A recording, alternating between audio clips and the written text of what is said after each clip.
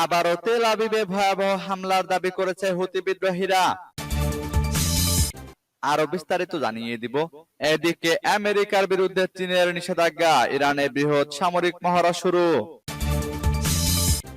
এবার সিরিয়ার ৭০ জন সেনা কর্মকর্তাকে ফেরত পাঠালো লেবানন।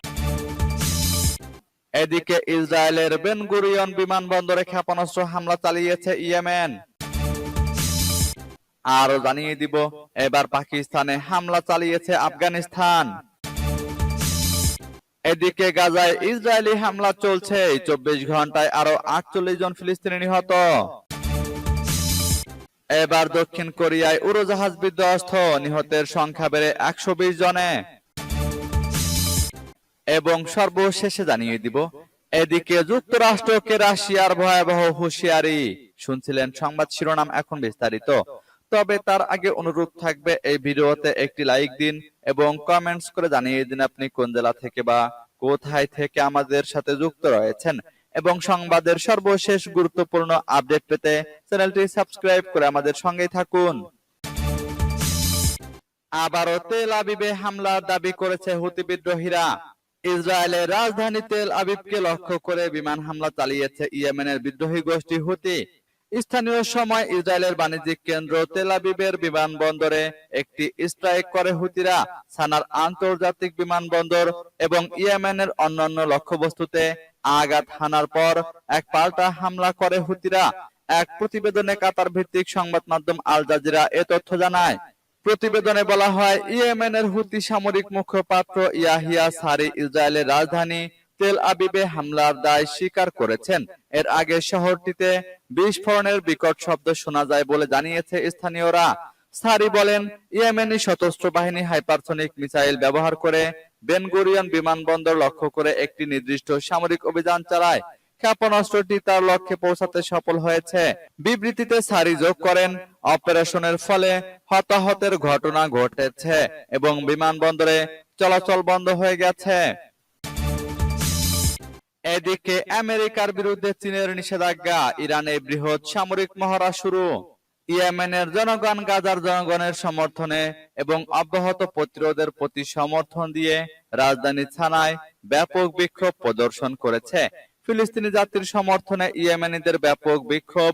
ব্রিটেনের ব্রাইটন শহরের কেন্দ্রস্থলে গাজার জনগণের প্রতি সমর্থন জানিয়ে বিক্ষোভ সমাবেশ। চীনের উপর নিষেধাজ্ঞা, তাইওয়ানের প্রতি মার্কিন সামরিক সমর্থনের ব্যাপারে চীনের পাল্টা প্রতিক্রিয়া।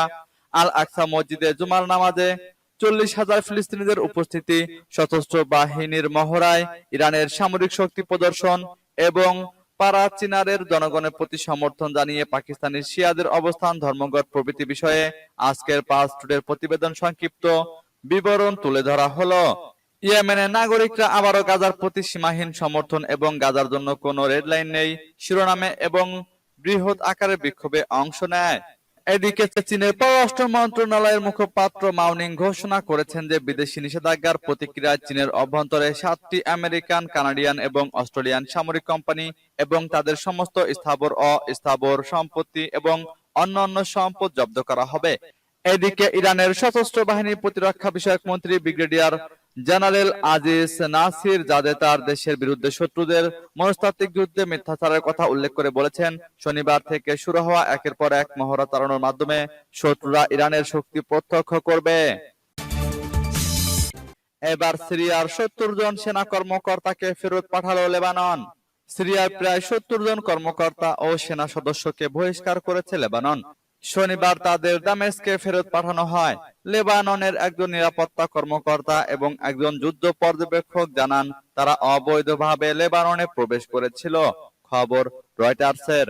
৮ই ডিসেম্বর আসাদ সরকার পতনের পর সিরিয়ার অনেক সিনিয়র কর্মকর্তা এবং সাবেক প্রেসিডেন্ট বাশার আল আসাদের শাসক পরিবারের ঘনিষ্ঠ ব্যক্তিরা দেশ ছেড়ে প্রতিবেশী লেবাননে পালিয়ে যান। সিরিয়ায় লন্ডন ভিত্তিক সংস্থা Syrian observatory for human rights এবং লেবাননের নিরাপত্তা কর্মকর্তা বলেছেন যে বিভিন্ন পদে থাকা সিরিয়ান সামরিক কর্মীদের লেবাননের উত্তর আরিদা ক্রসিং দিয়ে ফেরত পাঠানো হয়েছে। সীমান্ত দিয়ে সিরিয়ায় ফেরত যাওয়ার পর নতুন ক্ষমতাসীন কর্তৃপক্ষ তাদের আটক করেছে বলেও জানায় এসওএইচআর এবং নিরাপত্তা কর্মকর্তা। ২৫ ডিসেম্বর আসাদ সরকার পতনের পর সিরিয়ার অনেক সিনিয়র কর্মকর্তা এবং সাবেক প্রেসিডেন্ট বাশার আল আসাদের শাসক পরিবারের ঘনিষ্ঠ ব্যক্তিরা দেশ ছেড়ে প্রতিবেশী লেবাননে পালিয়ে যান। সিরিয়ায় লন্ডন ভিত্তিক সংস্থা Syrian observatory for human rights এবং লেবাননের নিরাপত্তা কর্মকর্তা বলেছেন যে বিভিন্ন পদে থাকা সিরিয়ান সামরিক কর্মীদের লেবাননের উত্তর আরিদা ক্রসিং দিয়ে ফেরত পাঠানো হয়েছে। সীমান্ত দিয়ে সিরিয়ায় ফেরত যাওয়ার পর নতুন ক্ষমতাসীন কর্তৃপক্ষ তাদের আটক করেছে বলেও জানায় এসওএইচআর এবং নিরাপত্তা কর্মকর্তা। নতুন প্রশাসন সাম্প্রতিক দিনগুলোতে আসাদ সরকারের ঘনিষ্ঠদের মধ্যে যাদের আটক করতে বাকি আছে তাদের বিরুদ্ধে একটি বড় নিরাপত্তা ক্র্যাকডাউন চালাচ্ছে। এদিকে ইসরায়েলের বেন গুরিয়ন বিমানবন্দরে ভয়াবহ ক্ষেপণাস্ত্র হামলা চালিয়েছে ইয়েমেন।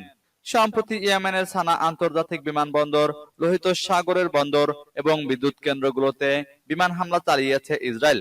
জবাবে এবার তেল আবিবের বেন গুরিয়ন বিমানবন্দরে ক্ষেপণাস্ত্র হামলা চালিয়েছে ইয়েমেন। ইয়েমেনি সশস্ত্র বাহিনী মুখপাত্র ব্রিগেডিয়ার জেনারেল ইয়াহিয়া সারি এ তথ্য নিশ্চিত করেন। তিনি বলেন, ইয়েমেন হাইপারসনিক ক্ষেপণাস্ত্র দিয়ে দখলকৃত ভূমিতে অবস্থিত তেল আবিবের বেন গুরিয়ন বিমানবন্দর লক্ষ্য করে হামলা চালিয়েছে। সকালে তেল আবিবের ইয়েমেনের ক্ষেপণাস্ত্র হামলার পর দখলকৃত অঞ্চলের বড় অংশ জুড়ে এয়ার রেড সাইরেন বেজে ওঠে। পাশাপাশি হামলার কারণে বেন গুরিয়ন বিমানবন্দর বন্ধ হয়ে যায়। ইসরায়েলের জরুরি সেবাগুলো জানিয়েছে হামলায় 18 জন আহত হয়েছেন।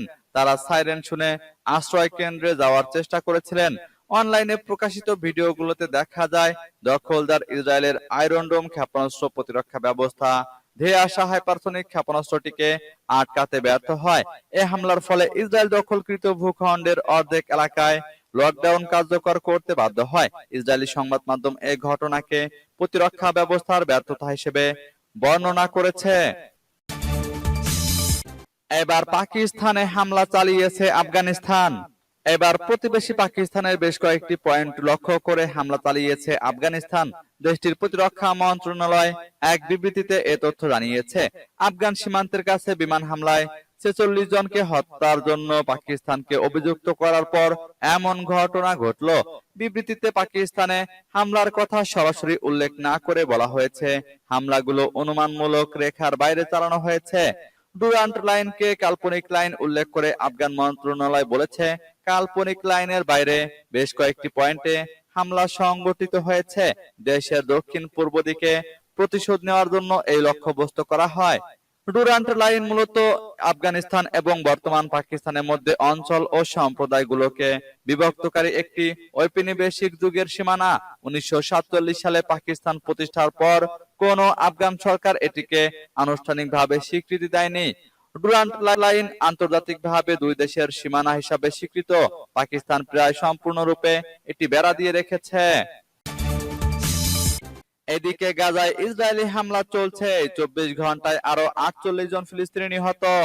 ফিলিস্তিনের অবরুদ্ধ গাজা ভূখণ্ডে ইসরায়েলি বর্বর হামলা চলছে। গত 24 ঘন্টায় ইসরায়েলি বাহিনীর অব্যাহত আগ্রাসনে 48 জন নিহত হয়েছেন আর আহত হয়েছেন 52 জন। গাজা স্বাস্থ্য মন্ত্রণালয়ের বরাতে তুরস্কের সংবাদ সংস্থা আনাদুলু এজেন্সি শনিবার তাদের এক প্রতিবেদনে এ খবর জানিয়েছে। মন্ত্রণালয়ের বরাতে বার্তা সংস্থাটি বলছে, গত 7 অক্টোবর হামাসের নজিরবিহীন আন্তঃসীমান্ত হামলার পর থেকে ইসরায়েল গাজা উপত্যকায় অবিরাম বিমান ও স্থল হামলা চালিয়ে যাচ্ছে। হামলায় উপত্যকাটিতে নিহতের মোট সংখ্যা বেড়ে প্রায় ৪৫,৫০০ জনে পৌঁছেছে আর অন্তত ১,০৮,০৯০ জন ব্যক্তি আহত হয়েছেন। গাজার স্বাস্থ্য মন্ত্রণালয় এক বিবৃতিতে জানিয়েছে, অনেক মানুষ এখনো ধ্বংসস্তূপের নিচে এবং রাস্তায় আটকা পড়ে আছেন কারণ উদ্ধারকারীরা তাদের কাছে পৌঁছাতে পারছেন না। ফিলিস্তিনি স্বাস্থ্য কর্তৃপক্ষ মনে করছে, গাজা উপত্যকা জুড়ে ধ্বংস হওয়া বাড়ির ধ্বংসস্তূপের নিচে এখনো 10,000-এর বেশি লোক নিখোঁজ রয়েছেন। মূলত গাজায় অবিলম্বে যুদ্ধবিরতির দাবি জানিয়ে জাতিসংঘের নিরাপত্তা পরিষদের প্রস্তাব সত্ত্বেও ইসরায়েল অবরুদ্ধ এই ভূখণ্ডে তার নৃশংস আক্রমণ অব্যাহত রেখেছে। এবার দক্ষিণ কোরিয়ায় উড়োজাহাজ বিধ্বস্ত, নিহতের সংখ্যা বেড়ে 120 জনে। দক্ষিণ কোরিয়ার দক্ষিণ অঞ্চলের মুয়ান আন্তর্জাতিক বিমানবন্দরে অবতরণের সময় রানওয়েতে যাত্রীবাহী একটি উড়োজাহাজ বিধ্বস্ত হয়েছে। এই ঘটনায় নিহত মানুষের সংখ্যা বেড়ে 120 জনে পৌঁছেছে। রোববার সকালে এই দুর্ঘটনা ঘটে। দক্ষিণ কোরিয়ার জাতীয় অগ্নি নির্বাপক সংস্থার বরাতে রয়টার্স এ খবর জানিয়েছে। অগ্নি নির্বাপক সংস্থা এক বিবৃতিতে বলেছে, এ পর্যন্ত 2 জনকে জীবিত উদ্ধার করা হয়েছে। দুর্ঘটনার সময় জেজু এয়ারের উড়োজাহাজটিতে 175 জন যাত্রী ও 6 জন ক্রু ছিলেন। উড়োজাহাজটি থাইল্যান্ড থেকে এসে মুয়ান আন্তর্জাতিক বিমানবন্দরে অবতরণের সময় দুর্ঘটনার কবলে পড়ে। প্রাথমিকভাবে 2 জনকে জীবিত উদ্ধারের খবর দিয়েছে দেশটির সংবাদ সংস্থা ইয়োনহাপো। উদ্ধার কার্যক্রম চলছে। হতাহত মানুষের সংখ্যা আরো বাড়তে পারে বলে আশঙ্কা রয়েছে। বিমানবন্দরের এক কর্মকর্তা রয়টার্সকে বলেন, বিধ্বস্ত উড়োজাহাজটির পেছনের অংশে উদ্ধার কাজ করে যাচ্ছে কর্তৃপক্ষ। স্থানীয় সংবাদ মাধ্যমে প্রকাশিত ছবিতে বিধ্বস্ত উড়োজাহাজটির বিভিন্ন অংশে আগুন জ্বলতে ও ধোঁয়া বের হতে দেখা গেছে। এদিকে যুক্তরাষ্ট্রকে রাশিয়ার ভয়াবহ হুঁশিয়ারি। সম্ভাব্য পারমাণবিক পরীক্ষা নিয়ে যুক্তরাষ্ট্রকে হুঁশিয়ার করল রাশিয়া। রুশ উপ-পররাষ্ট্রমন্ত্রী সের্গেই রিয়াবকভ বলেছেন, মস্কো ও পারমাণবিক পরীক্ষার সম্ভাব্য পদক্ষেপের পুরো পরিসর বিবেচনা করছে। নবনির্বাচিত মার্কিন প্রেসিডেন্ট ডোনাল্ড ট্রাম্পকে উদ্দেশ্য করে এমন সতর্ক বার্তা দিয়েছেন তিনি। খবর রয়টার্সের। পাল্টাপাল্টি হামলায় ভয়াবহ আকার ধারণ করছে রাশিয়া ইউক্রেন যুদ্ধ। বিভিন্ন অঞ্চলে একে অপরকে লক্ষ্য করে ব্যাপক হামলা চালাচ্ছে সেনারা। এরই ধারাবাহিকতায় ইউক্রেনের দনেতস্কে একটি বহুতল ভবনে রুশ বাহিনীর ড্রোন হামলায় হতাহত হন কয়েকজন। দেশটির জাপোরিজিয়ার একটি শিল্প অঞ্চলেও এদিন হামলা চালায় পুতিন বাহিনী। একই সঙ্গে স্থল অভিযান চালিয়ে নতুন নতুন বসতি দখল অব্যাহত আছে তাদের। রুশ সেনাদের হামলা রুখতে তৎপর জেলেনস্কি বাহিনীও। রাশিয়ার ছোড়া বেশ কয়েকটি ড্রোন ভূপাতিত করার দাবি করেছে কিয়েভ। একই দিন রাশিয়ার সেনাদের অবস্থান লক্ষ্য করে পাল্টা ব্যাপক ড্রোন হামলাও চালিয়েছে ইউক্রেন। তাদের হামলায় জাপোরিজিয়ায় কয়েকজন রুশ সেনা ক্যাপ্টেন নিহত হয়েছেন বলে খবর পাওয়া গেছে।